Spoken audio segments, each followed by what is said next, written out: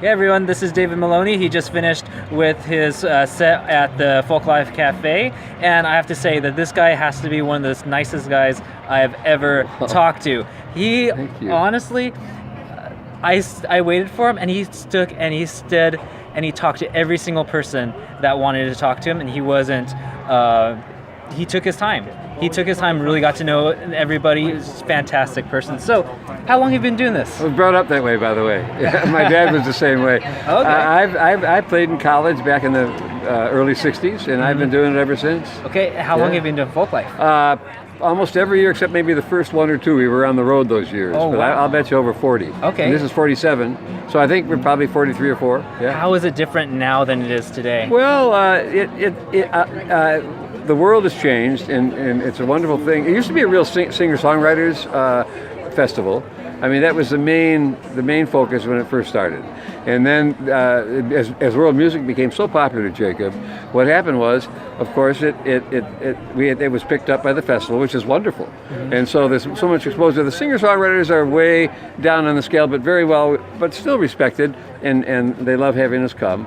Young people have moved along and brought the music further into the future.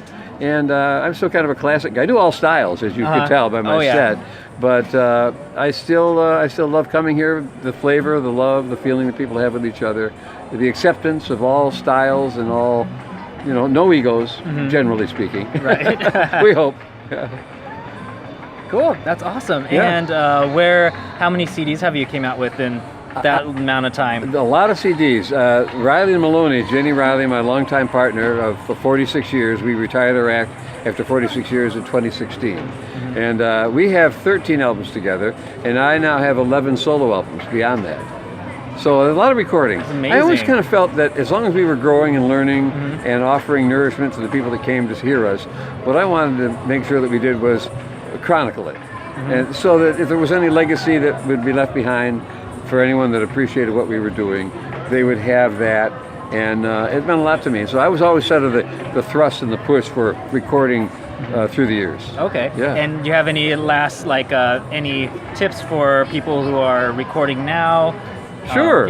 Sure I do. I think be sure that you feel solid about the material you're doing. You can do them at home. You don't have to. We spent thousands through the years borrowing money to make albums, trying to sell them and make it back. Now I've done my last 2 albums at home on a 10-year-old laptop with 2 $100 microphones, and and they sound great.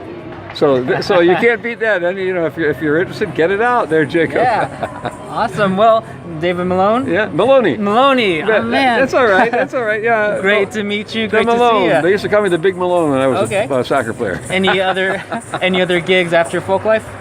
Yeah, I got a date with a doctor to replace my right hip. Oh, okay. So that's where the song came in. Yeah, and so I'm going to lay low this summer, Jacob. Okay. Well, thank you so much for all your work. Thank you. Okay. Thank you for being interested. One. Okay, you too. Bye. Bye.